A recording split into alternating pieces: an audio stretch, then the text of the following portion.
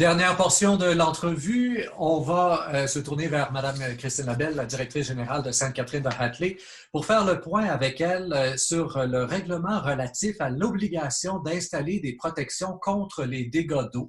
On avait déjà évoqué dans une entrevue précédente l'obligation qu'a eue la Ville d'améliorer, d'installer en fait un débitmètre du côté de la fosse septique commune et non pas de la fosse commune, ce qui n'est absolument pas souhaitable.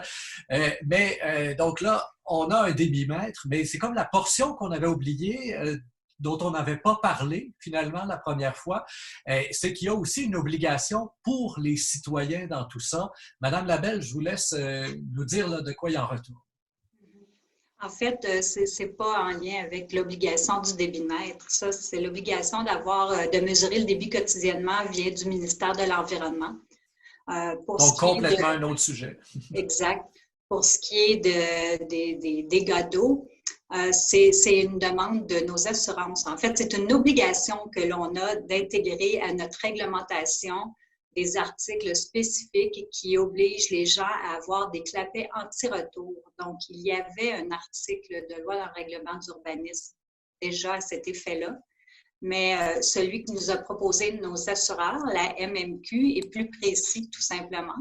Et au final, comme plusieurs municipalités au Québec étaient concernées par cette modification-là à faire, il y a eu une collaboration avec la FQM, donc les services juridiques de la Fédération québécoise des municipalités et ceux de la Mutuelle des municipalités du Québec ont préparé un modèle de règlement qui a été rendu disponible récemment. Donc, ce qu'on a fait, c'est qu'on a pris le règlement proposé dans son ensemble, puis on l'a adopté. Comment une compagnie d'assurance peut imposer aux municipalités de mettre un règlement qui va imposer quelque chose aux résidents eux-mêmes, là, au niveau de leur maison? C'est chose commune, ça, de voir des compagnies d'assurance faire pression sur des villes pour dire vous obligez votre monde à mettre des clapets?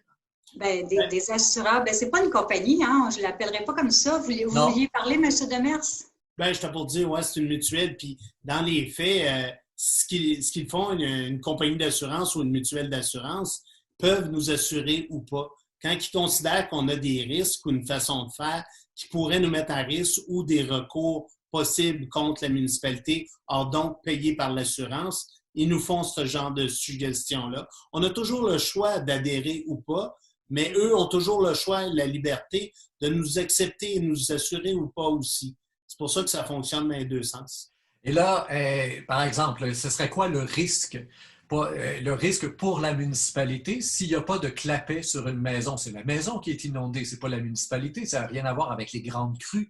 Elle est là ma question. Là. En quoi il y a un risque pour la municipalité s'il n'y a pas de clapet sur une maison? C'est justement quelque chose qui est déjà arrivé dans la municipalité d'ailleurs, où ce qu'un endroit où ce que le retour s'est fait à l'intérieur de la maison. Ça arrive souvent dans celle qui est plus basse que le niveau du village. À cet endroit-là, ben, quand ça rentre dans ta maison, ben, c'est les toilettes, c'est le bain, c'est tout qui se remplit des égouts de la municipalité. C'est tellement désagréable. Et on peut comprendre qu'il pourrait y avoir du nettoyage et des coûts importants autour de ça. Ont donc des poursuites possibles, étant donné qu'on est quand même le propriétaire de ces actifs-là. On charge des coûts à ces gens-là, mais on les oblige. S'ils veulent être sur ce réseau-là, ben, il faut que tout le monde se protéger. Et ces clapets-là font toute la différence. Ça l'empêche, dans un sens, que ces produits-là puissent revenir vers la résidence. C'était la 5e et dernière portion de l'entrevue pour ce mois-ci. Alors, je vous invite, chers auditeurs, si vous ne les avez pas encore identifiés, à vous promener un peu sur la page YouTube au microphone, à trouver la liste, une liste d'écoute qui a été créée pour la municipalité de Sainte-Catherine de Hatley. Vous allez retrouver là tous les extraits de vidéos entrevues que nous faisons depuis le début du confinement. Nous avions avec nous, je vous le rappelle, tout au long de ces 5 extraits, le maire Jacques Demers et la directrice générale Christine Labelle. À eux, un grand merci. On se retrouve le mois prochain.